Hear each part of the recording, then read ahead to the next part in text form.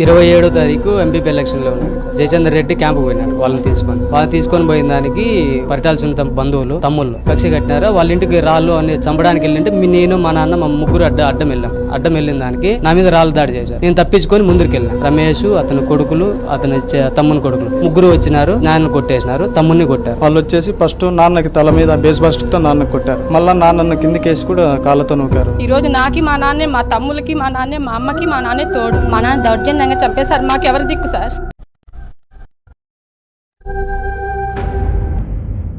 సత్యసాయి జిల్లాలోని పాపిరెడ్డిపల్లికి చేరుకున్నారు మాజీ సీఎం వైఎస్ జగన్.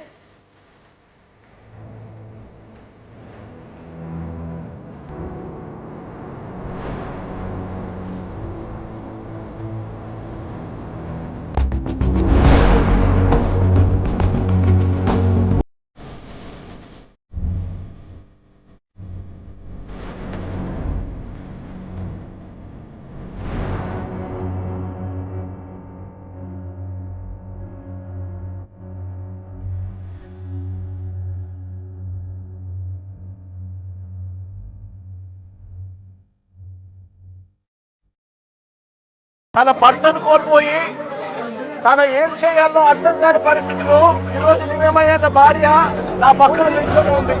రాష్ట్రం మొత్తం మీద రెడ్ బుక్ పరిపాలన సాగిస్తా ఉన్నారు. చంద్రబాబు నాయుడు గారికి వాచ్మెన్ల కింద పనిచేస్తా ఉన్న ఆ ప్రతి పోలీసు అధికారికి చెప్తా ఉన్నా, ఎల్లకాలం ఇదే పరిపాలన సాగదు. మీరు చేసిన ప్రతి పనికి కూడా మిమ్మల్ని దోషులుగా నిలబెట్టి మిమ్మల్ని మీద కక్కిచ్చే కార్యక్రమం ఖచ్చితంగా చేస్తామని చెప్పి కూడా ఈ సందర్భంగా ప్రతి పోలీసు అధికారికి కూడా చెప్తా ఉన్నాం.